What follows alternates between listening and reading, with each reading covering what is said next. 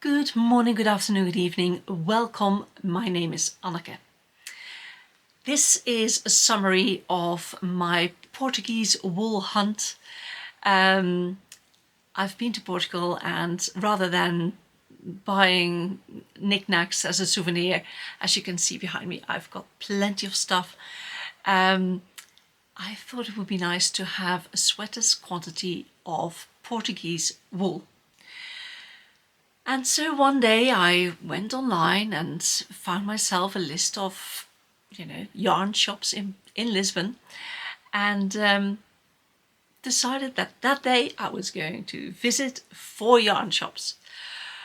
And you can't go yarn hunting on an empty stomach. So my son and I went to a pizza place in Lisbon. It was lovely, really, really nice. Good pizza, and the only thing they have on the menu is pizza. You can have a drink, but there's no lasagna, there's no ravioli, there's nothing else. It's just pizza. And it was really good pizza. So I've got some photos and I'll pop them in. So after lunch, I started walking, and the top well, not the top pick, but the first one on my list of shops to visit was Rosa Pomar. And for that particular shop, I had 2 addresses, and I walked to the nearest address, which was about 25 minutes, something like that, which was fine.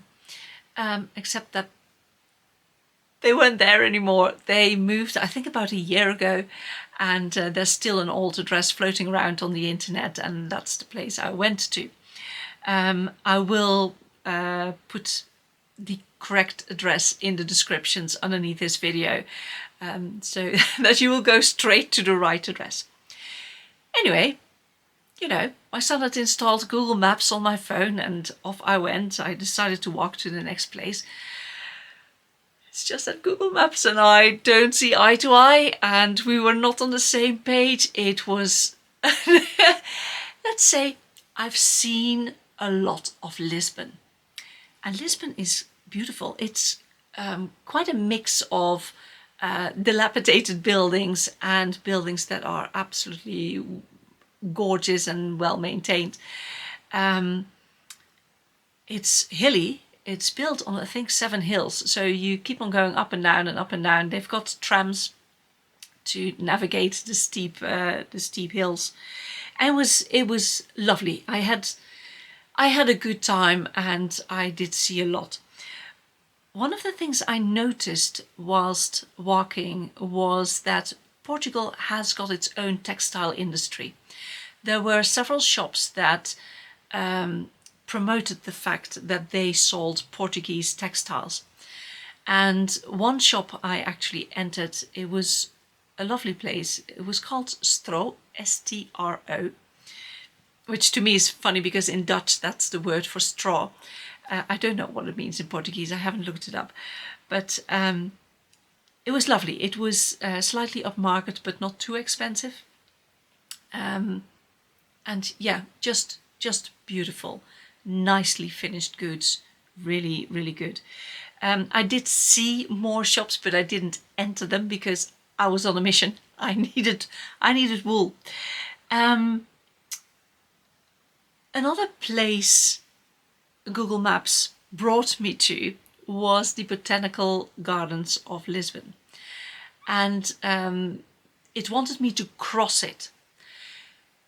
And the Botanical Gardens were on my list of things to do. So I thought, well, I'm here now, I'm going to cross it, so I might as well take a detour and visit the Botanical Gardens. So that's what I did. Only to find out that there is no exit on the other side. So I had to go back to the entrance of the Botanical Gardens. But it was lovely, and hopefully there will be another short video about the Botanical Gardens in Lisbon. Really, really nice. And the other thing I noticed a lot of things. Lisbon is beautiful, and I got distracted left, right, and center. It was quite difficult to stay focused. I need to go and find myself wool shops and wool for a sweater. But one of the things you notice when you walk around is the sidewalks. They are made, well, not all of them, but a lot of them are made out of small square stones, white and black, and they make all sorts of beautiful patterns, and sometimes they write the address in the sidewalk or the numbers of the buildings. It's really, really pretty, so I made several photos of that. Anyway, I finally, after over 4 hours of walking, found Rosa Pomar, the shop. And yeah, I went inside. It was a relief to find it, because I was there 5:30-ish, and the shop would close at 7. So I had still plenty of time to first catch my breath and then to walk around. And one of the ladies explained the wool to me, because, you know, I was looking for Portuguese wool. They have a small selection of other wool, but most of the wool in the shop is from Portugal. And she explained the different kinds, the different kinds of wool to me. And I was then left to my own devices to make a decision, because she couldn't do that for me. And in the end, I decided on a dark mossy green, a kind of rusty reddish brown, and a yellow. And the yellow was a special dye from, I have the label here,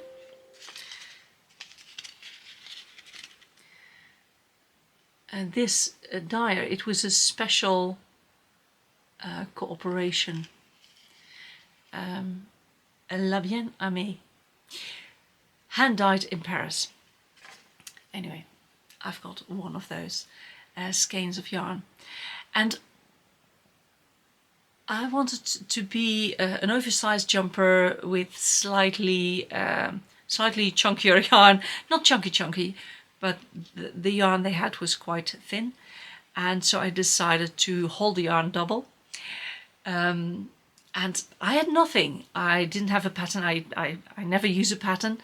I just buy some wool and start knitting, but of course I can't just go back to Portugal for oh, I need an extra ball of this, that, or the other. And so I asked the ladies how much yarn I would need for an oversized sweater, and the one lady started calculating, holding the yarn double. That was the thing, holding the yarn double. And one of the ladies started to calculate, and she was a bit like, she wasn't quite sure, and she said to me, well, if I knit a sweater for myself, I use 4 balls. And I said, but you're very, very narrow. You're very, very petite. And then the lady next to her said, well, when I knit a sweater for myself, single strand, I also use 4 balls. She's equally petite. And I'm a lot of things, but I'm not petite. So in the end, we went for 8 balls of yarn. 8 balls of green, 1 ball of red, and 1 hank of the yellow yarn. Happy days. I went home. I was exhausted. As you can see in one of the videos, I think it might even be the first video I put up, I was so tired, and I was sitting in the bed and making the video, and on the video I even said, I'm so tired. I kept on saying I'm so tired in various shapes or forms. And in the end I packed away the camera and put all the stuff away. And then there was the yarn kind of staring at me. So in the end, I caked up the yellow hank, and I caked up half the red ball, because I wanted to hold a double, so I needed 2 balls. And I even knitted a swatch. And then it was really time to go and sleep. And the next day, I took this sweater, the one I'm wearing now, as a guide, and I placed my swatch on the sweater, and then just one, and then measured the next and the next and the next and the next, see how many swatches I needed to go around, because I also didn't have a measuring tape. So yeah, that's how I measured how many stitches I needed. The count came to 205, and I thought, well, it's an oversized sweater, let's round it off to 200, and it will make the rest of the calculations a little bit easier if I go for 200 rather than 205. And 5 stitches are not here nor there, so in the grand scheme of things of an oversized sweater. So that's what I did, and I started knitting, and the sweater is bottom up. I made it up. I did kind of create a design in my head what I wanted, and then started knitting bottom up. The sweater's got 2 pockets, kind of 2 entrances into a kangaroo pocket, and I knitted as far as the 2 green balls allowed, just to see if I would have enough yarn for the entire project. And the 2 balls brought me to almost the armpits. So if that piece of knitting would get me from the bottom to the armpits, then 2 more balls would definitely give me one sleeve, 2 more balls the other sleeve, and 2 more balls from the armpits up. So I had plenty of green. I did, however, almost finish my red yarn, so I needed to go back for red yarn. And so one day off I went, took public transport to get to the yarn shop. So I went with a bus, the tram and the metro, and then on the way back I even took the train, so I've covered it all.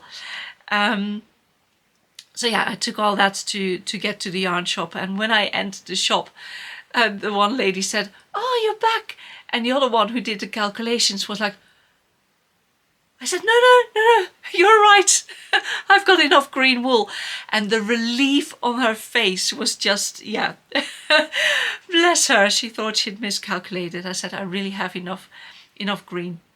And when I arrived for the second time at the shop, an American lady was there, and they just arrived, and they stood in front of the shop going like, "Oh, we found it." So I said, "Ah, did you also go to the wrong address?" And yes, so we immediately started talking, and when I showed the ladies at the counter the pictures of the sweater I'd made, my progress so far, she came round and she had a look as well, and we had a chat, as you do, talking about all sorts of things. Sorry about the beeping in the background.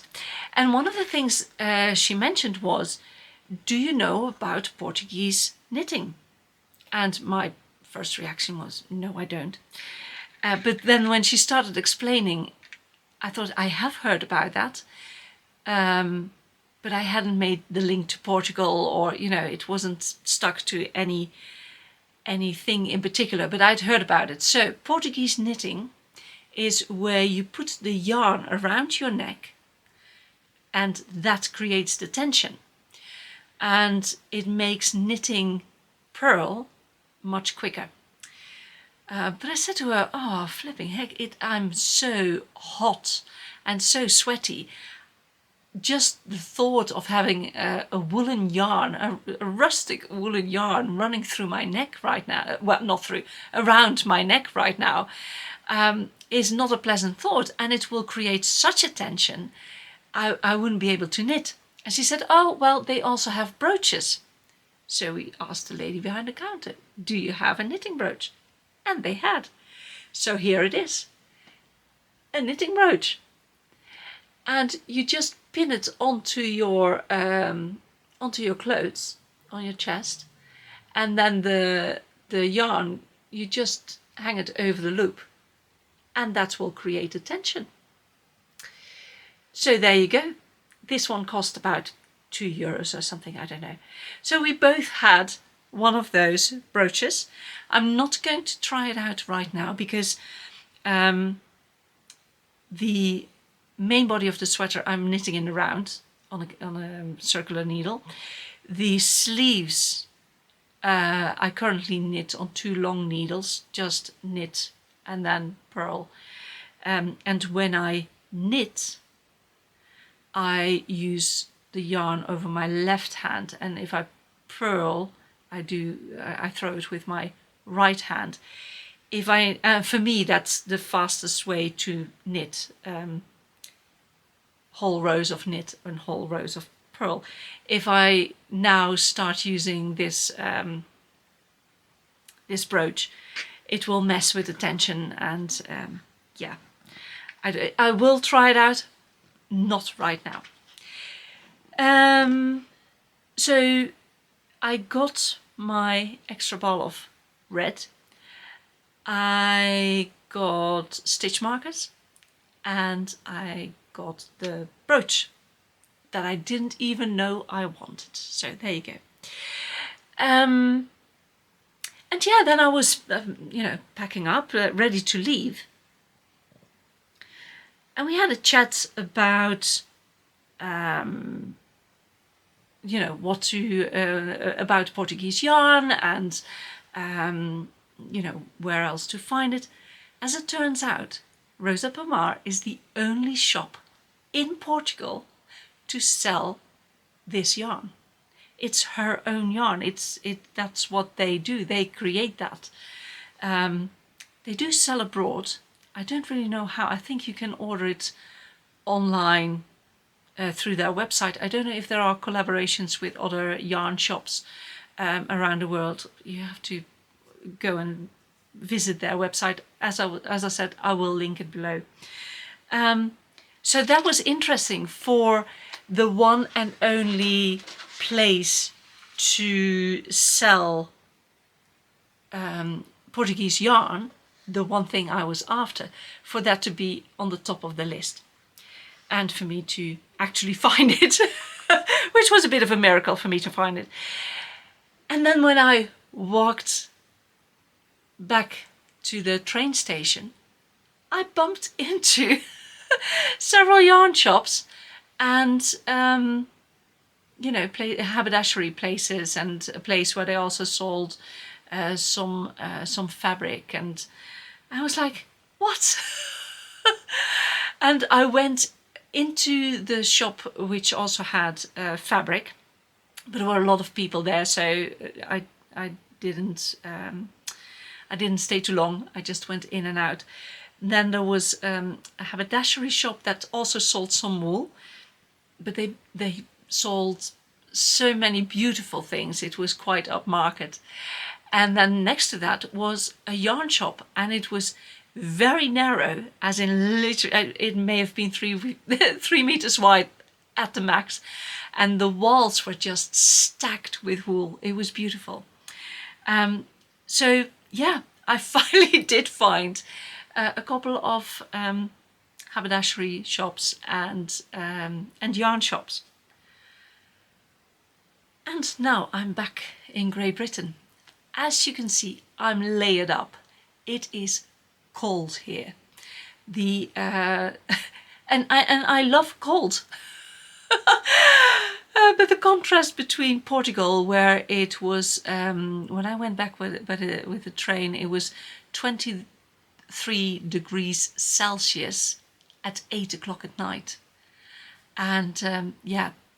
That was hot. I've been, and the weather, they had a lot of rain when I was there, so I arrived with rain, and the entire time I stayed there, we had heavy showers, less heavy showers, dry spells as well. I've been out walking in dry weather, but it was very humid, which apparently it's not normal.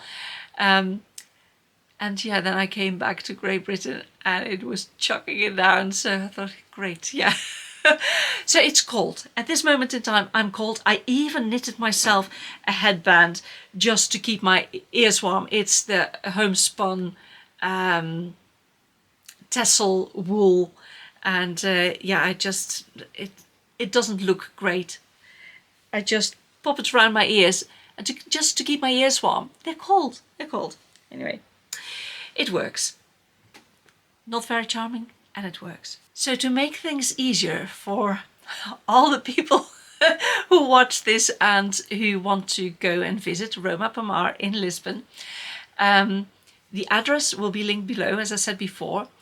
I do have some photos of where to turn off from the main road. If something goes wrong with those photos, I will now tell you what to look out for. There is a big building. It is light blue. It's got writing on it. I think it says something like boutique hotel from the top to the bottom. But what caught my eye was the huge, enormous WC on it, as in the letters WC. Which made me chuckle. I don't know what they mean by it. I didn't look into it, but there it is. And when you see that building, opposite is a small street. Go into that street and Rosa Pomar will be on your left-hand side. So there you go. As I said, I'm home. I haven't knitted since. Well, I haven't knitted since I've left Portugal. I didn't know whether I could knit on the plane or not, and I wasn't going to risk my needles being confiscated or whatever. And it's only 2.5 hours, so you know it's nor here nor there. And I thought it was better to have a rest because I would arrive home at midnight. I haven't knitted since. I will again because I want the finished the finished object. I want the sweater, especially with this weather. I've got some design decisions to make. The major one being, am I going to make a raglan, yes or no? I'm one sleeve away from the decision. So I've got one more sleeve to knit, and then I have to make the decision how I'm going to continue. But yeah, knitting the sleeve first. So thank you for watching this. There will be more videos, all sorts of videos. One of the videos series will be about me visiting the Harry Potter Forbidden Forest experience.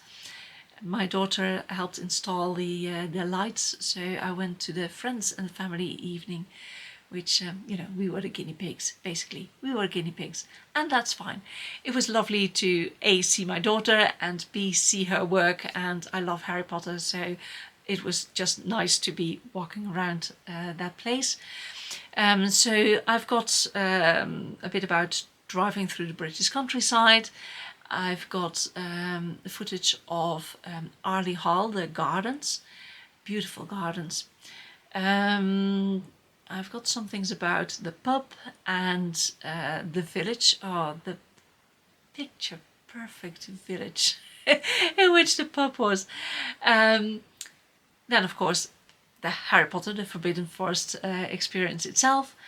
And on my travels home I went to a farmer's market, which over the years had grown and grown and grown, and it's selling all sorts of stuff. Definitely upmarket, but really nice. It's just lovely to every now and then surround yourself with beauty and perfection and all that kind of stuff. I'm very much a down-to-earth person. I love to muck around in the garden, and sometimes it's nice to just clean yourself up and see nice things. And I haven't done that for a while, so it's good to do that. Next week I also intend to visit the reenactors market, which is a marketplace where reenactors go and buy their things. So that's going to be interesting. And and I'm talking to some people who do crafts for a living and manage to make a living out of it. And to do interviews with them. I had a conversation today with someone completely outside of my awareness. This was about model railway sets. and that's not something I'm into. But I did find it very interesting that someone can make a living out of the most nichest of niche markets, and do well. And I think it's very important for people to know that they can pursue the things that they are really passionate about, and they can make a living out of it. And this gentleman is living proof of that. He's been doing it for many, many years. So hopefully that is something that will happen. But otherwise, definitely I will interview other people who do all sorts of crafts that are in line with the things that I would normally do. So yeah, stay tuned. And I really hope to see you all again. Please like, subscribe and share. I'm just beginning this journey, so if you know anyone who's interested in this case, knitting, Portuguese wool, Rosa Pomar, where to find her, yeah, please share this video and like the video. It all helps with the algorithms. And subscribe, and when you subscribe there are I think there are 3 bells. If you click the top bell you will be notified of all the videos that are coming out.